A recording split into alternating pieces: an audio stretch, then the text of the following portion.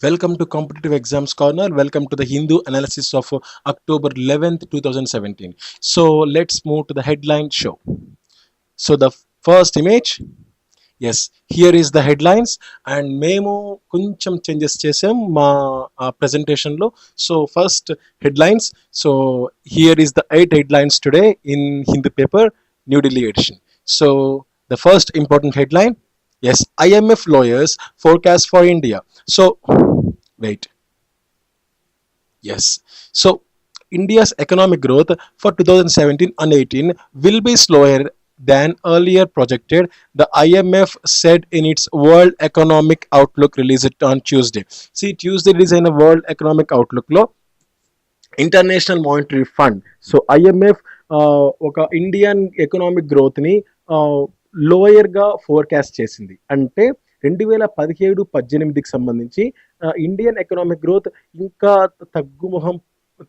తగ్గు పరిస్థితులు ఎక్కువ ఉన్నాయని చెప్పి వాళ్ళు ఒక అంచనా వేశారనమాట. సో ఇది ఎందుకు అంటే the report cited lingering impact of demonetisation and the goods and service tax, so of the for the expected slow down during the current and the next year.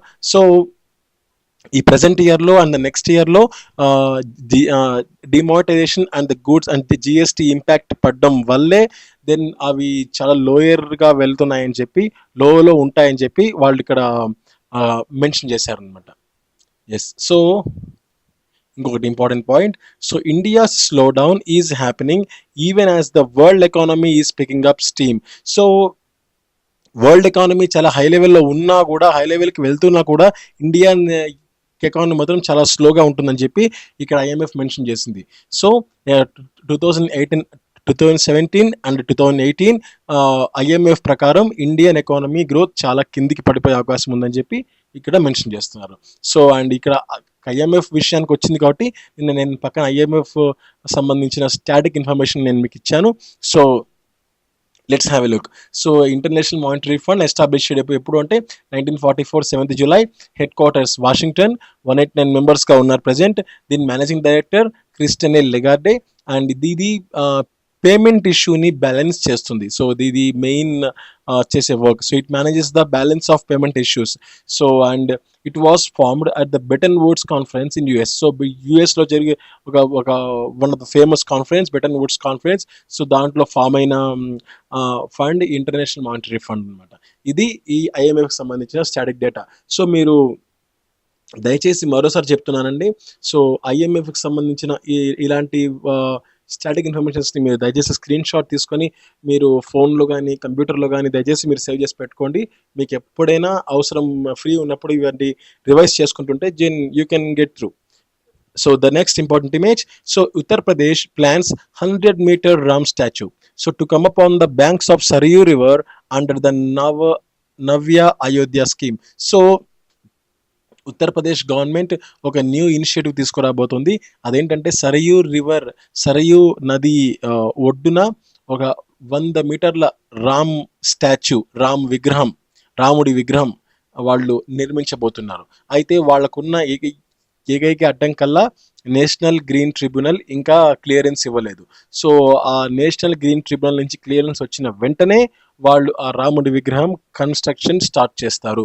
So the Yogi Adityanath government in Uttar Pradesh has proposed to build a giant statue of lord Ram.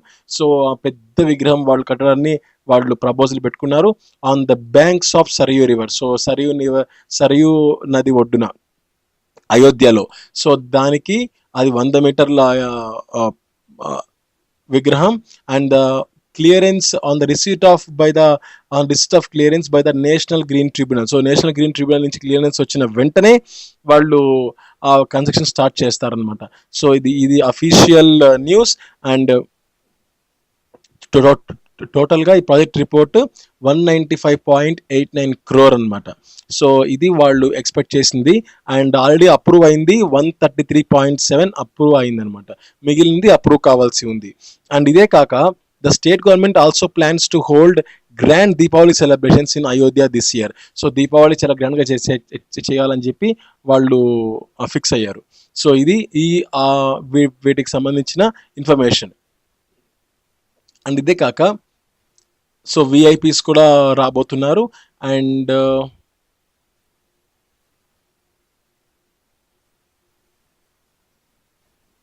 yes, so an Arati ritual would also be held at the new ghat along with the laser show. Artists from Indonesia and Thailand will perform a Ram Lila function. So వేరే వేరే countries నుంచి వచ్చిన artist, Indonesia and Thailand సంబంధించిన artist వచ్చి వాళ్ళు రామ్ లీలా function ని వాళ్ళు perform చేయబోతున్నారు and with a laser show. So ఇది వాళ్ళు దివాళీకి వాళ్ళు ప్లాన్ చేస్తున్న ఫంక్షన్. అండ్ ఇది కాక మెయిన్ న్యూస్ ఏంటంటే రాముడి విగ్రహం వాళ్ళు కట్టబోతున్నారు. 100 మీటర్ల రాముడి విగ్రహం సరయూ నది ఒడ్డున కట్టబోతున్నారు అనమాట. సో ఇది నవ్య అయోధ్య స్కీమ్ కింద వాళ్ళు కన్స్ట్రక్షన్ స్టార్ట్ చేయబోతున్నారు. అయితే వాళ్ళు వెయిట్ చేస్తున్నది నేషనల్ గ్రీన్ ట్రిబ్యునల్ క్లియరెన్స్ కోసం. అది వచ్చిన వెంటనే అది స్టార్ట్ చేస్తారు. సో ఇది వీటికి సంబంధించిన ఇన్ఫర్మేషన్. అండ్ ఉత్తరప్రదేశ్ విషయంలో మనకు వచ్చింది కాబట్టి ఉత్తరప్రదేశ్ గురించి starting information. So Uttar Pradesh state form in 1950లో, capital Lucknow, governor Ram Naik, total 75 districts ఉన్నాయి దీంట్లో. It's biggest state. And major reverse వచ్చి Ganga and Yamuna. Major dance is Kathak. So the next important news, Nisha Biswal made యుఎస్ఐబిసి president. So నిషా దేశాయ్ బిస్వాల్ ఆమె US assistant secretary, farmer మాజీ US assistant సెక్రటరీగా ఉండింది ఆమె south and central ఏషియాకు. అయితే ఇప్పుడు ఆమె యుఎస్ఐబిసి ప్రెసిడెంట్గా ఆమె ఎంపిక అయ్యారనమాట. సో యుఎస్ఐబిసి అంటే ఏంటంటే, యుఎస్ అంటే యునైటెడ్ స్టేట్స్, ఐ అంటే ఇండియా, బి అంటే బిజినెస్, సి అంటే council. So US India business council. So అది యుఎస్ఐబిసి. దానికి ప్రెసిడెంట్గా నిషా బిస్వాల్ ఆమె ఎంపిక అయ్యారనమాట. అయితే USIBC has been the centre of a recent controversy. అయితే యుఎస్ఐబిసి గ్రూప్లో, ఈ కౌన్సిల్లో ఒక రీసెంట్ కాంట్రవర్సీ వచ్చింది. అదేంటంటే వాళ్ళే సబ్ గ్రూప్స్ని మెయింటైన్ చేస్తున్నారు అనమాట. అంటే US India strategic partnership forum అనే పేరు పెట్టుకొని సబ్ గ్రూప్ అనమాట. అంటే వాళ్ళే ఇంకొక గ్రూప్ని మెయింటైన్ చేస్తున్నారు. ఆ గ్రూప్ పేరే US India strategic partnership forum, USISPF. And breaking away from the chamber. ఈ ఛాంబర్ నుంచి బ్రేక్అవుట్ చేస్తున్నారు అనమాట. ఎవరెవరు అంటే former president US IBC Mukesh Aghi, and PepsiCo chairman Indra Nooyi, and Cisco chairman John T R Chambers. So వీళ్ళు వెళ్ళిపోవాలని చూస్తున్నారు అనమాట. అయితే ఈమె వచ్చాక ఈమె టోటల్ గ్రిప్ అంతా ఆమె కంట్రోల్లోకి తెచ్చుకొని రావాలని చెప్పి ఆమె ట్రై చేస్తుంది. సో దీనికి ఇంత సడన్గా యుఎస్ఐబిసి ప్రెసిడెంట్ని చేంజ్ చేయడానికి కారణం అదే. సో ఇది మనకు ఈ విషయాలన్నీ examination point of view important కాకుండా main examination point of view important అంటే న్యూ యుఎస్ఐబిసి ప్రెసిడెంట్ ఎవరు అంటే నిషా బిస్వాల్. అండ్ యుఎస్ఐబిసి గురించి ఒక స్టాటిక్ ఇన్ఫర్మేషన్ మీరు చూస్తున్నారు. యుఎస్ఐబిసి అంటే యుఎస్ ఇండియా బిజినెస్ కౌన్సిల్, దాని ఫుల్ ఫామ్. అండ్ ఇది స్టార్ట్ అయింది 1975లో. దాన్ని వాషింగ్టన్లో దీన్ని స్టార్ట్ చేశారు. అండ్ బిజినెస్ అండ్ గవర్నమెంట్ లీడర్స్ని వాళ్ళిద్దరికి కలిపే ఒక డైరెక్ట్ లింక్గా దీన్ని చెప్తారనమాట. సో ఇది యుఎస్ఐబిసికి సంబంధించిన information. So the next important article, centre to set up think tank for oil sector soon. So think tank అంటే లైక్ నీతి ఆయోగ్ అనమాట. అంటే వాళ్ళు ఇచ్చే సలహాలు కానీ సూచనలు కానీ చాలా ఉపయోగపడుతుంటాయి అనమాట. అది think tank. So group of మంచి ఎమర్జింగ్ పీపుల్ని ఒక గ్రూప్గా చేసి వాళ్ళని ఒక గ్రూప్గా పెడతారనమాట. సో వాళ్ళని థింక్ ట్యాంక్ అంటారనమాట. So panel to advise on gas network technology attracting FDI అంటే ఫారిన్ డైరెక్ట్ ఇన్వెస్ట్మెంట్. సో ఎఫ్డిఐని అట్రాక్ట్ చేయాలి నెంబర్ 1, అండ్ టెక్నాలజీ పరంగా అండ్ గ్యాస్ నెట్వర్క్ పరంగా. సో ఈ మూడిటి పరంగా అడ్వైస్ కోసం ఒక ప్యానల్ని స్టార్ట్ చేశారనమాట.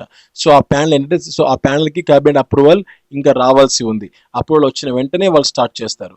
సో ఇప్పుడు చూడండి, so the members of this think tank will include ICICI bank MD and CEO Chanda Kochhar number 1, new development bank chief K V Kamath number 2, and former chairman of 13th finance commission Vijay Kelkar number 3, and top officials from oil gas majors from across the world, and officials from the ministry of petroleum and natural gas according to mister Pradhan. So వీళ్ళందరూ ఈ think ట్యాంక్లో మెంబర్స్గా ఉండబోతున్నారు అనమాట. So ఈ think tank అనేది Indian oil and gas నెట్వర్క్కి ఒక ఒక మంచి basement లాగా, ఒక రైట్ హ్యాండ్ లాగా ఉండబోతుంది. బికాస్ వాళ్ళ సలహాలు ఎంతో దేశానికి ఆ సెక్టార్కు చాలా ఉపయోగపడనున్నాయి. సో ఒక కీ రోల్ ప్లే చేసే వాళ్ళు వీళ్ళంతా మెయిన్గా ఈ గ్రూప్ అనమాట.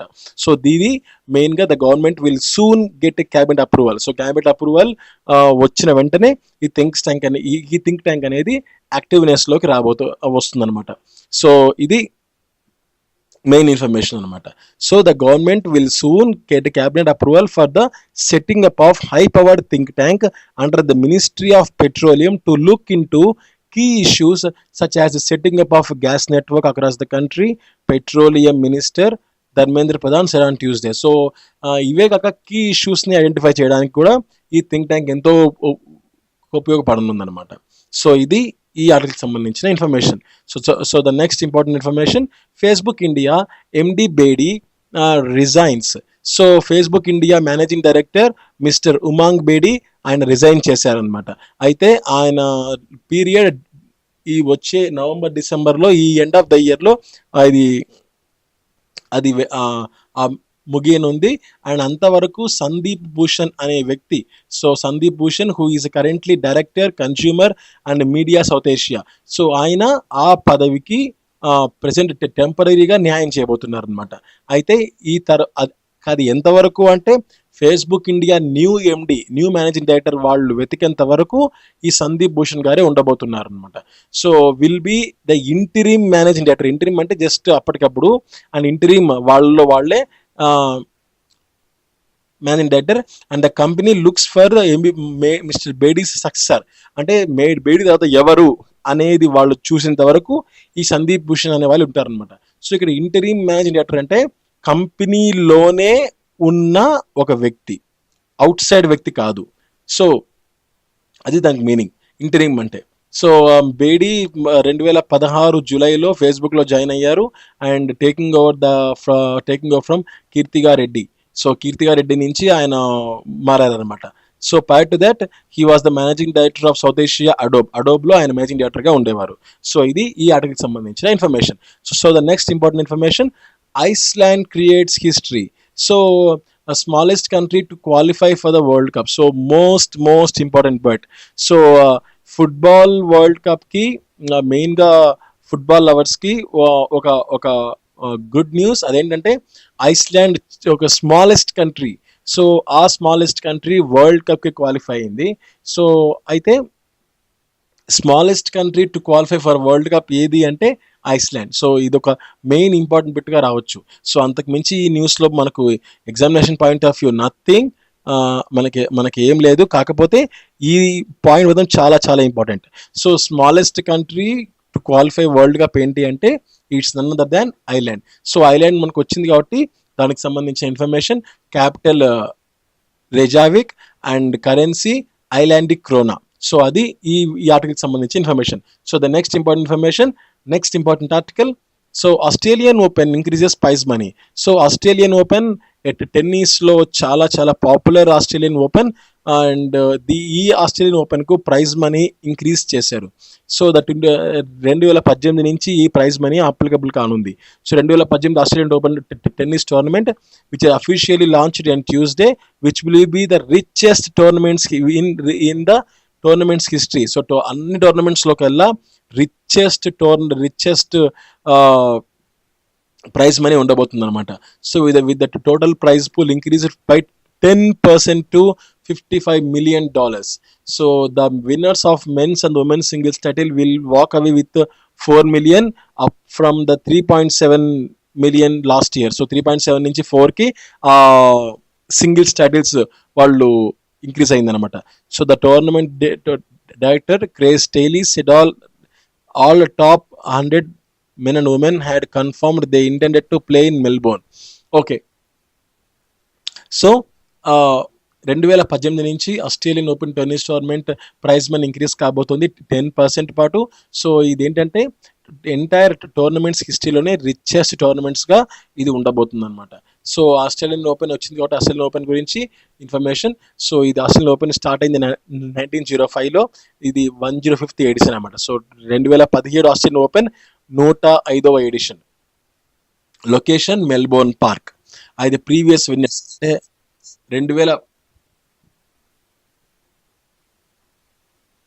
వెయిట్